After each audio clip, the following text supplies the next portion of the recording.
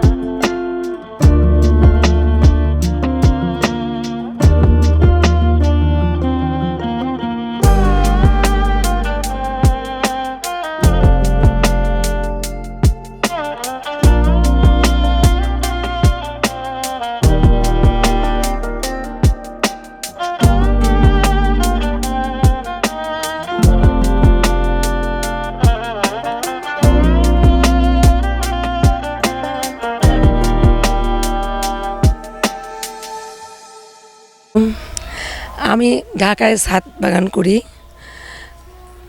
আমার নিজের বাসার ছাদে। যেহেতু ঢাকায় আমাদের তো কোনো জমি জমা নেই, ছাদের উপরটাই। আর আমার অবসর টাইম কাটার জন্য বেসিক্যালি আমার শখ এবং অবসর টাইম। তো ছাদে আমার ফুল ফল এবং ভেজিটেবল সবটাই করি আমি, কোনোটাই বাদ নেই। আমি বেগুন মূলা থেকে শুরু করে ফল গাছ আছে আমার ছাদে, বড়ই আছে, পেয়ারা, তারপরে জাম, আম, আর কি কি আছে রে, বহু কিছু তো আছে, আমরা এরকম বেদানা, সব রকম সবেদা, হ্যাঁ ফলের গাছ, কলা সবই আছে। তারপরে সবজিও করি, লাউ কুমড়া যখন সিজনাল যা হয়। এবং সবজির চারাই এখন এখান থেকে আমি 2 বছর ধরে নিচ্ছি, কারণ চারাটা ভালো দেয় এবং ওনারা অনলাইন সার্ভিসও দেয়। আমার যেহেতু একটু দেখে নিতে ভালো লাগে, তাই আমি এসে নেই সশরীরে। আরও আমি দেশ বিদেশ থেকেও গাছগাছালি সংগ্রহ করি। আমার ছাদে বিভিন্ন রকম ফুল গাছ আছে। আর এবারে আমি জাতীয় পুরস্কারও পাইছি, 2nd পুরস্কার ছাদ বাগানের উপর। কোনো কিছু না, এবং চারাটা খুব দ্রুত বাড়তে, যদি আমরা জমিতে লাগার পর দেখা যাবে যে খুব দ্রুত মানে গাছের গ্রোথ বৃদ্ধি পায়। আর সবচেয়ে এখানে সময়টা কম যায়। আমরা দেখা যাচ্ছে একটা জায়গায় চারা পাতাইলাম, বৃষ্টি বাদলে মারা গেল, হইলো না, ফের বীজ কিনে আনলাম, ফের লাগাইলাম, অনেক সময় যায়। কিন্তু এখানে আমরা ওই যে জমিতে লাগাবো, অন্য ফসল চলতেছে, আমরা পরিকল্পনা নিয়েছি যে অমুক জিনিসটা লাগাবো, আমরা জানি যে নার্সারিতে আছে, এবং সেখান থেকে নিয়ে আসবো। এই জন্য আমরা ওখানে ফসল আবাদ করতেছি, এদিকে চারা এখানে ওরা তৈরি করতেছি। আমার ফসল এখনও জমিতে আছেই অলরেডি, গত মানে 2 দিন হয়েছে চাষময় করে আমি এবার আজকে নিয়ে যাইতেছি। আমার সুবিধা হলো এখানে যে ওখানে ফসলও তোলা হয়েছে, এদিকে আমার চারাও রেডি। ও ফসল শেষ করে আবার অন্য ফসল লাগাইতে পারতেছি, এবং সময়টা অনেক আমার বাঁচতেছি, এবং উৎপাদনটাও অনেক বেশি।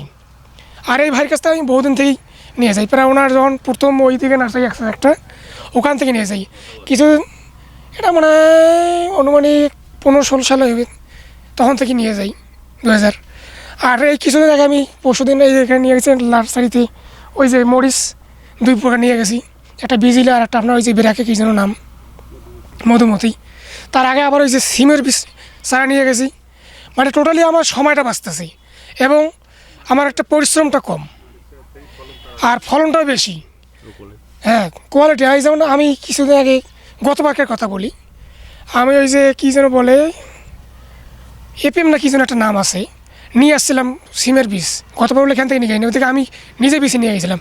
তা দেখি যে একটা বীজ একরকম হয়েছে, সিমের জাত আনছে একরকম, কোয়ালিটি হয়েছে আর একরকম। সেখানে আমি ধরা খাচ্ছি। ওই জন্য আমি চিন্তাভাবনা করতেছি যে আমি আর এই কাজগুলো করবো না, আমি এই নার্সারি থেকেই নিয়ে যাবো।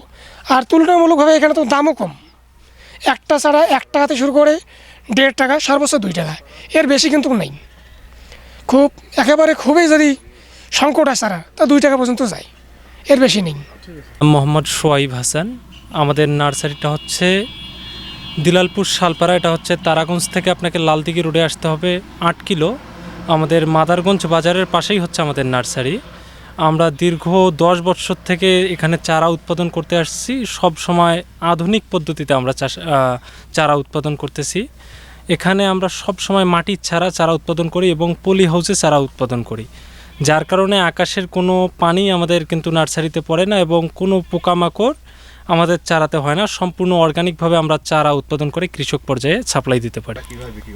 আমরা কাস্টমার, আমাদের এলাকার যত কৃষক আছে আশপাশ থেকে 20 কিলো, 25 কিলো, 30 কিলো দূর থেকে আমাদের এখানে এসে চারা সংগ্রহ করে। পাশাপাশি আশপাশের কৃষকরাও আসে এবং আমরা অনলাইনের মাধ্যমে কিন্তু চারা ডেলিভারি করে থাকি, সম্পূর্ণ পরিবহনে ডেলিভারি করি। আমাদের চারা অবশ্যই কৃষক পর্যায়ে সন্তুষ্ট আছে বলেই তারা কিন্তু দীর্ঘদিন ধরে আমাদের চারা সংগ্রহ করতেছে। হ্যাঁ, এবং আমাদের চারাগুলো গ্রোথ অত্যন্ত সুন্দর হয়। সব সময় আমরা শেডের চারা উৎপাদন করি, যার কারণে আমাদের চারাগুলোর গ্রোথ সব সময় সুন্দর হয়। ফার্স্ট টাইম আমাদের এই পদ্ধতিটা সিনজেন্টার ফাউন্ডেশন এবং গ্রাম বিকাশ কেন্দ্রের মাধ্যমে কিন্তু আমাদেরকে ভিজিট করার মাধ্যমে তারা আমাদেরকে অনেকটা সহযোগিতা করছে। এখন নিজেরাই আমরা চারা উৎপাদন করি। হ্যাঁ,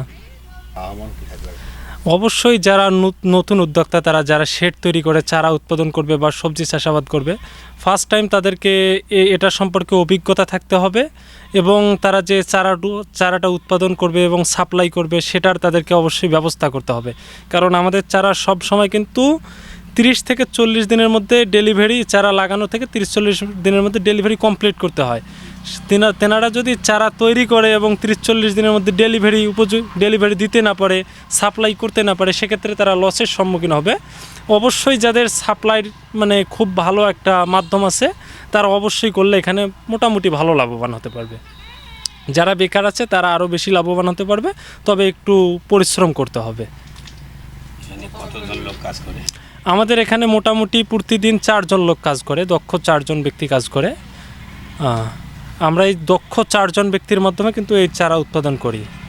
প্রতি মাসে আমাদের কিন্তু এখান থেকে বর্তমান 6 লক্ষর মতো চারা কিন্তু উৎপাদন হয় এবং এটা ডেলিভারি হয়। প্রতি মাসে 6 লক্ষ চারা কৃষক পর্যায়ে আমাদের সাপ্লাই যায়। 5 থেকে 6 লক্ষ যায়, কিন্তু 5 লক্ষের নিচে কখনো আসে না, কিন্তু 5 লক্ষর উপরেই আমাদের চারা সবসময় প্রতি মাসে সব উন্নত মানের এবং সবচেয়ে আধুনিক যেগুলো কোম্পানি আছে তাদের বীজ আমরা সরবরাহ করি এবং কৃষক পর্যায়ে এটা সাপ্লাই দেয়। আমার এইটার নার্সারি, সবজি নার্সারি। তো এখানে শুরু করছি 15 সালে ছোট আকারে। তখন চিন্তা করছিলাম যে চারা যাবে কি যাবে না, বিক্রি হবে কি হবে না। এখন মোটামুটি আমাদের চারাটা যাওয়া শুরু হয়েছে। এখন প্রথম ছোট করছি, এখন বড় করছি, এখানে বড় করছি, আরও মোটামুটি 3টা হাব আমার এখন। আর চারার অনেক চাহিদা হয়েছে, এলাকার কৃষক এবং দূরের কৃষকরা আস্তে আস্তে আসা শুরু করছে এবং বাইরেও যাচ্ছে। আগে আমি নিজে করছিলাম, এখন আমার ছেলে আছে সাথে, অনলাইনে বিক্রি হচ্ছে, এগুলার অর্ডার হয়, বাইরে আমরা গাড়িতে করে দিই, পরিবহনে পাঠাই দেই।